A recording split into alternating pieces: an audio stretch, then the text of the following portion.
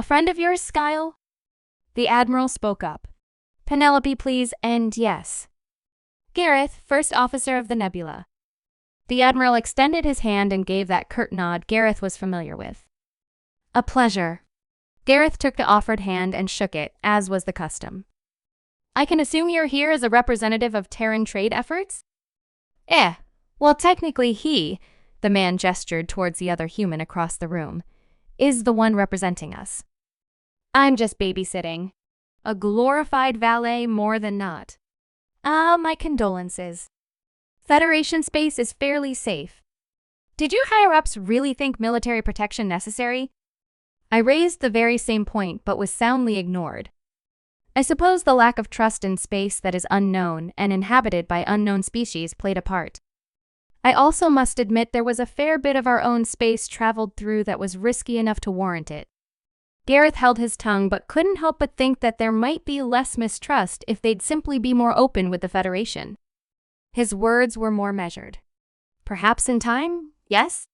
The man nodded and then looked to Pen as if she was going to strike up conversation. She gave an awkward look before speaking. If you wouldn't mind. I'd like to speak to my friend here in private. Oh, of course. We can speak more later. Sure. Till then. She brought 2 fingers up for a lazy nod and salute, which he acknowledged with a nod of his own. He gave another nod to Gareth before he turned and made his way back to his companion. So a fiancé? You didn't let that bit slip when we were trekking through the wilderness. Gareth sighed. Yes. I was to be the 7th husband of the heir to 3rd most influential trading company off Wheelia. Gareth turned and walked the conversation towards a table that would suit them. Pen almost stopped in her tracks halfway there. Wow. 7th?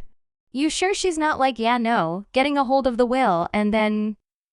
Penelope pulled a thumb across her neck. Gareth understood her meaning and couldn't help but laugh a bit. No, I'm fairly sure she isn't, though she can be quite ruthless in many ways. No. In fact, I know all of them, 8 now, are still alive. So she just can't make up her mind then? I think you misunderstand. They're all her husbands. Pen looked even more stricken than she did just before. She sat down as if to steady herself. Fairly certain I mentioned the ratio of males to females, did I not? 1 to 4 or 5? He said as he sat next to her. You did. I suppose I didn't really think about that 8, though. Indeed, my mother took 5 over her life, but never more than 3 at a single time. Of course, that's the traditional family cell, as they say. That only makes up 3/4 of the total. What does wheeling courtship look like then? If you were to be bonded, but never went through with it? Is there a ceremony? Yes, not unlike your marriage ceremony, but a fair bit wetter, I'd guess. It tends to be done in a shallows under the sun so that the lumen might light your way or whatever. Before that, there is a general courtship between the two if it's the woman's first bondmate. If she's already taken 1 or more, it's not uncommon for it to be more of a group affair to make sure everyone is compatible. So you met her other? A few, yes.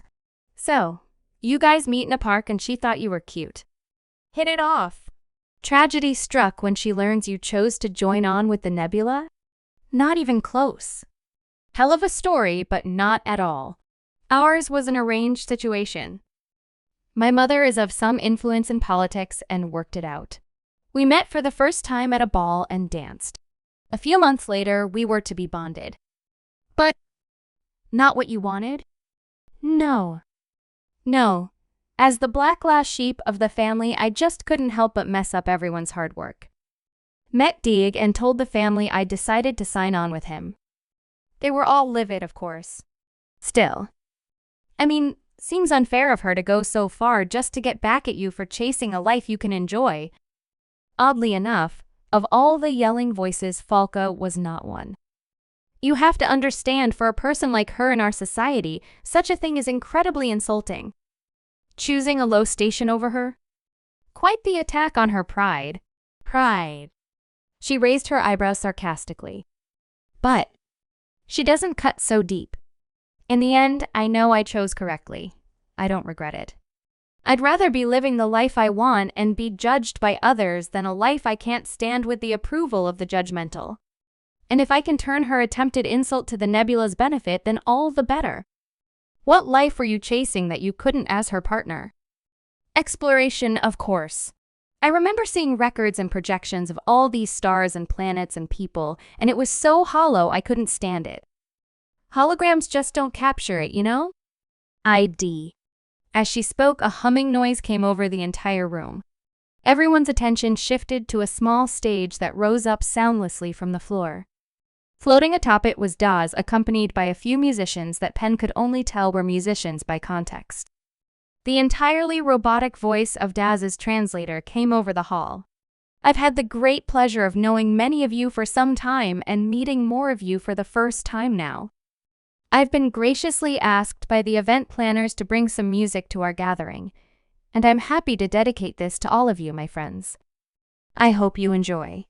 At this, the metallic crossword puzzle on his form shifted and reorganized itself. The musicians started up an accompaniment, and Daz started to sing. Penn thought that sonance was very much the right word. Daz had no mouth or vocal cords or lungs. Instead, he seemed to vibrate and even sway. As he did, a high, lulling tone reverberated throughout the hall. Second by second, more and more pitches joined the first, like a singer who layers tracks of themselves singing each part of a harmony. These parts shifted up and down and followed a pattern. Penn tilted her head. As she listened, she noted that the pattern was less like a series of notes, and more like a spoken poem that circled around on itself. Is that a poem? Keen of you. Yes, he is reciting a poem. It's just in his own language, which most lend a very musical quality to naturally. She looked up and saw that a number of small spaces were forming where some began to dance in their own ways. She saw Dieg watching with rapt attention, 3 fungi, who seemed to shift very minutely in various ways without ever moving from their position. She assumed this was some form of dance whose subtleties were lost on her, but which Dieg could appreciate. As she pulled her eyes away from the strange sight, she noticed Gareth had stood. "Going to dance a bit yourself?" she asked. He turned to face her, only half a foot or so shorter than her now, with her sitting. "Well, I was actually going to ask if you'd like to." An awkward moment passed as she processed his request. "Me? Only if you'd like to." "I don't know how to dance like a wheelin' man." "Well, then it's good I know how to dance like a human, approximately." "You?" "After that little festival.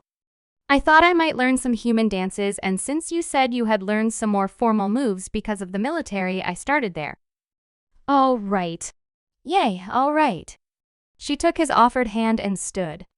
The crowd parted for them, and they joined the others who had all silently negotiated their own spaces on the open floor. After a pause to fall into the tempo, the two started in unison, stepping away and then back together. Then they stepped together one direction and back. A twirl here, spinning open and back in. At first, Penelope was just trying her best to balance pulling the classic moves from whatever vault they'd been thrown and making sure she didn't step on her duo. Gareth hoped his expression didn't betray how focused he was on each step.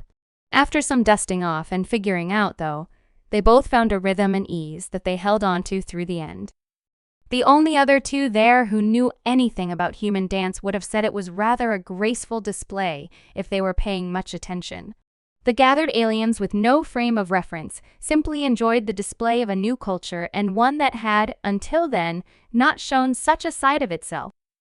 Whispers flit through the crowd. "How strange." Very movement-based a use of those long limbs. Sweeping but precise for a form you'd think lumbering. And a call for coordination between the two. Various others remarked at the two, but Penelope's eyes found Falca, who was wearing, she guessed, whatever the opposite expression to amusement was for a while on. "She seems to be taking exception to this," Penelope said without losing step. Falca. "Ah, well, she's allowed." He looked up to Penn and smiled.